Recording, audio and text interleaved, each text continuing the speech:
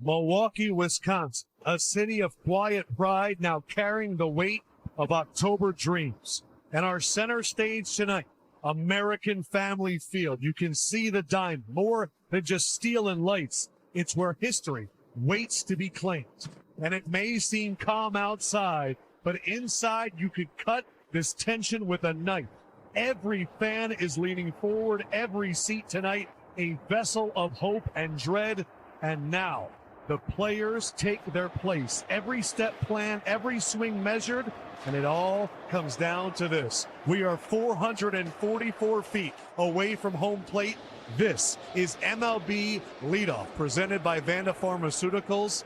I'm juiced up. Adam Lefkoe here, Curtis Granderson, Jimmy Rollins, Pedro Martinez. We've had time to process last night. What have you realized? Hey, anything that could happen may happen, and something crazier might happen again tonight. The double play was wild. Snell was insane, Jimmy. And that's something we've come to see with him in the postseason, not just his postseason. It's his history. If you look at him, although he's bad on the road, when the postseason starts, it doesn't matter where he pitches. Well, this game was played on the edge all night, and look what happened. Look how it ended up. Let's see what happened tonight. I cannot wait to see what happens. We have two aces on the bump, Peralta and Yamamoto, but we get a chance right now to talk to the man of the hour. Blake Snell was absolutely historic. Pete, oh, they're booing him here in Milwaukee. Snell, it doesn't matter because you already did your damage. They don't boo nobody. Blake, I want to bring out some history to you. 60 years ago today, Sandy Koufax in Game 7 of the World Series threw a complete game, 3-hit, 10K to performance to win that game. What you did last night had a higher game score than Sandy Koufax, and the graphic we're about to put on the screen, your 3 games in the postseason is even better than Sandy Koufax's 3 games that led to that World Series. Just putting it in perspective, he won the pitching triple crown that year, the Cy Young and the World Series MVP.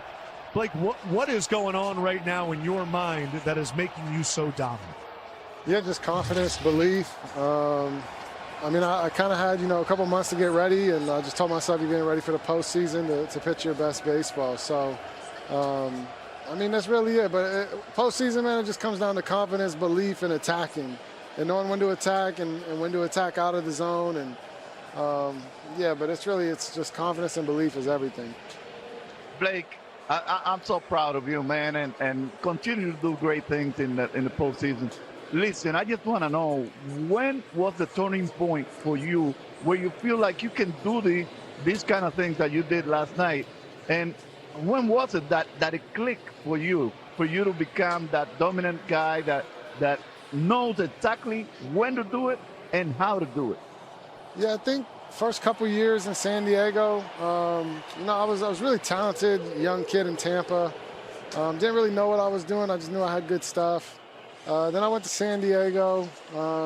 Tampa kind of developed, all the pitches. Then I learned how to locate the pitches in San Diego the first couple years. And then my second year in San Diego, I started learning like game plan from, Darvish was there, Musgrove, they had their thing. And then Ruben Niebla worked with me on creating my own thing of what I like to look at. And then 23, I had a really good year there, won the Cy Young. And then going to San Francisco was that's where I learned how to pitch. I was around Logan Webb, and man, he's going 7 innings. It's like every game he's going 7 innings. And I just would talk to him like, how you doing it? Like, what are you thinking of? And he's like, man, I'm in the zone. Like, you're just not in the zone enough. You strike too many people out. Like, you got to get in the zone more. You'll still get strikeouts, but get in the zone.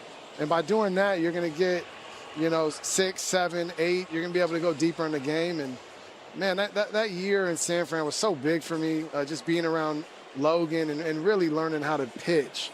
And all of that together has just kind of crafted me into the pitcher I am today, and I feel like I'm getting better. I'm learning more, and I'm reading swings, and I'm just, I'm obsessed with the game. Blake, you touched on a number of things, and you talked about pitchability and going deep into games. We can see that you believe in your stuff and everything that you're doing as a point as it's to be executed. Are you still of that mentality where you came in a game where guys were pitching complete games, and today's it's 5 and dive? When you take the bump, it's your game until he absolutely has to take you out. Yeah, I mean, the biggest thing is, like, he's going to pull you when you give him a reason, so don't give him a reason. and do the best thing you can by just attacking the zone nonstop and see how far you go in the game. Like, even before the game, like, the goal is 9 innings, Blake. The goal is 9 innings. I kept telling myself, like, the goal is 9 innings. Like, let's go.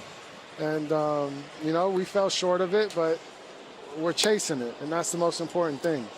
Blake, what's going on? This is Grandy. After last night's game, interviewed Freddie Freeman. Freddie Freeman collapsed into Max Muncy's arms, saying, "Oh, I was exhausted. I was so tired. Every pitch is just such a stressful game." The way you look now is how you looked on the mound. How do you have someone like Freddie so exhausted, but you looking so calm, so cool, like you didn't even break a sweat in last night's game? Yeah, I mean, probably because I hold the ball, I control the game. So I know what's going on, and I have complete confidence in it.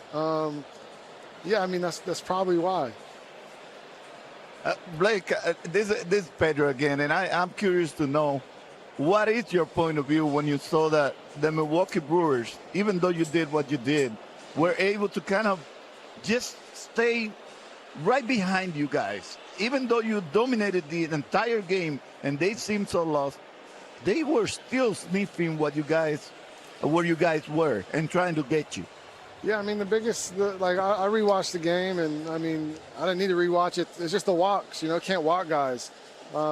We know what they're going to do. They're going to swing at strikes. They're going to, you know, they're not going to chase much. They're one of the better teams at not chasing. So, bullpen, we just got to come in and attack the zone. Once you attack the zone, you know, you'll get them swinging. But I think the biggest thing, they had the double there, and outside of that, man, walks. So we just got to attack the zone and stay on the attack, and we'll be good. 10 strikeouts, a postseason career high. 8 innings pitched, a postseason career high. And you can tell he is a true ace. Snell, thank you so much, brother. Appreciate it, and congrats. Yeah, thank you, guys. Appreciate the time, for real. Thank you, Blake. Good luck. Thank you, guys. Continue brother. success. Keep going. We got a chance to see him in the tunnels we were leaving. And you went up to him and you just said, "Stay locked in." Did you see any of your younger self in him in terms of being a young pitcher and having control of the game? Just not as good as it's been in the postseason. Wow. I have been part of many postseason games, big games, and I've done some great stuff. But in this era, I mean, not in this era, in my career, I have never seen someone be able to mount, you know, the amount of things that he's been able to put together. And you just mentioned Sandy Koufax.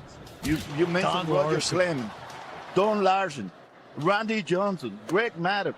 None of us were able to do what this kid has been able to do. And I'm extremely proud of him. And actually, I told him, it gave me goosebumps to watch you and watch this good Milwaukee team look like they have no chance on Blake Snell. It is something that all of us need to watch every single time he takes a bump. And I think it's something for everybody to learn from. And especially because this kid has been through injuries and stuff like that. And to be able to be so dominant in this postseason, it's something that deserves a lot of credit and a lot of respect. You mentioned last night, Pedro, every playoff game, every postseason game has its own DNA. Yes. And what we saw from this 8-6-2 double play last night is That a was his own DNA we'll for never sure. see, likely ever again.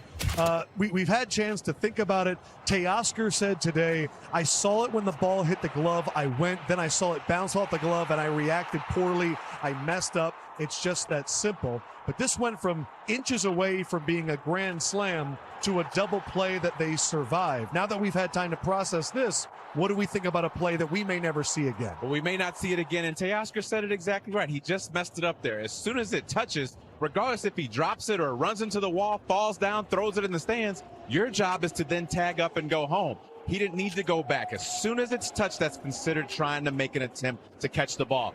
After that, everything else is kind of a little confusing. You're the runner at second there. You're waiting to see if it is caught. You don't know. Now, since he's in the middle of the field, he needs to decide to tag or move forward. For him, it's a lot more confusing. The runner at first trying to get the second. He's not sure if he needs to go back and tag. But for Teoscar there, as soon as it touches the glove, you just got to go back and tag.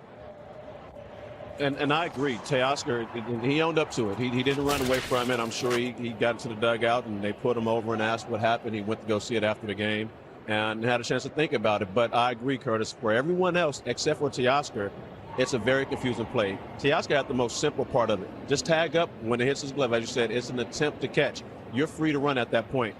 The tough part is, and I'm sure they're talking about it now, is knowing where the umpires are, their assignments. And you see the umpires, they'll point to each other, let them know, hey, ball goes here, you're calling out. I know as infielders, an umpire would go certain places because I can see that communication. As a base runner hitting me, I've never really paid attention to where an umpire is going to go. Defensively, I need to know that. So that is another learning point, is that in these situations where you have more umpires, understanding the umpire's assignments for plays like that, you would know where to look and where to advance or if you have to go back. That was the longest ground out I've ever seen. Ground into double play.